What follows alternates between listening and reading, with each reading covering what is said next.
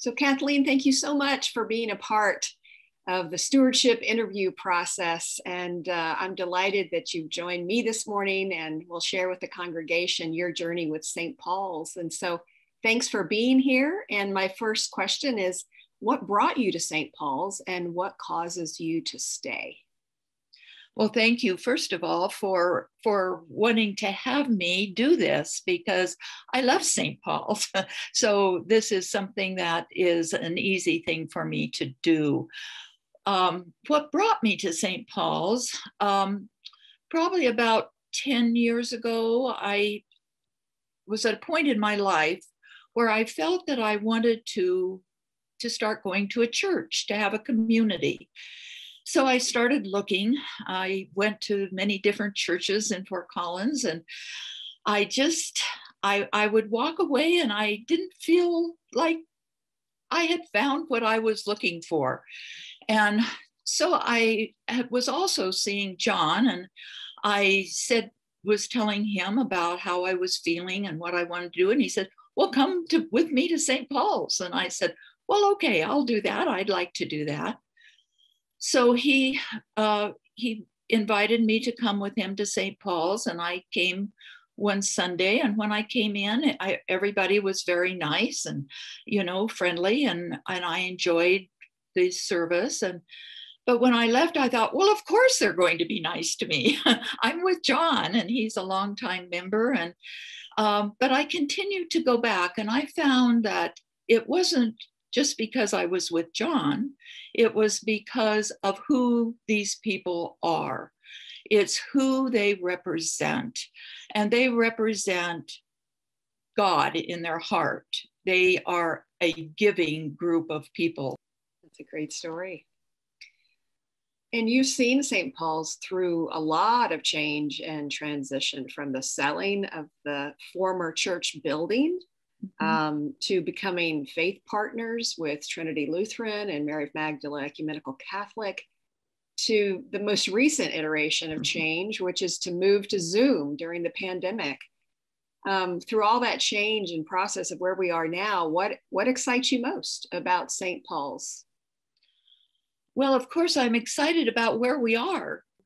Thinking about the three faith community is a very exciting concept to me. We look at our world and we see all of the turmoil, all of the arguing, not being able to get along with each other, not only in our own country, but in the world community. And I look at this concept of these three unique congregations coming together and forming, with all our own uniqueness, and trying to form common goals, common interests, common values. And isn't that what we'd like to see in our world? Is that very same thing? So this is exciting to me.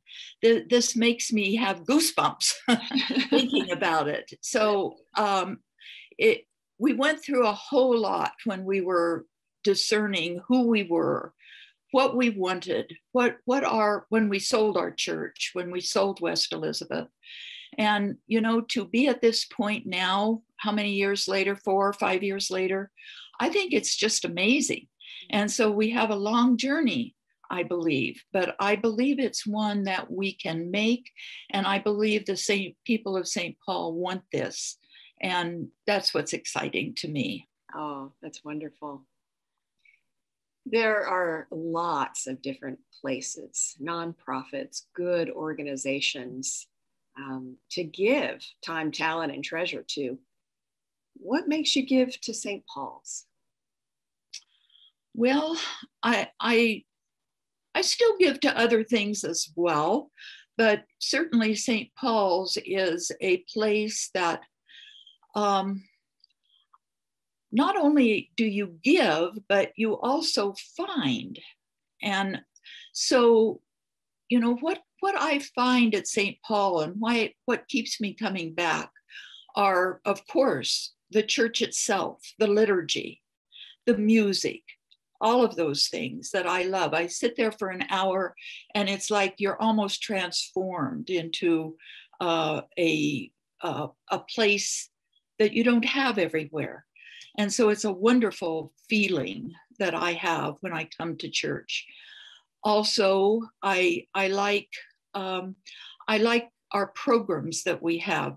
By programs, I mean, I like this new ministry that we have, the Lumen ministry, where we're helping students. And I think that's a wonderful concept. And of course, the food bank has always been close to my heart.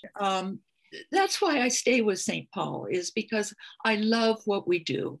And I love the people I do it with.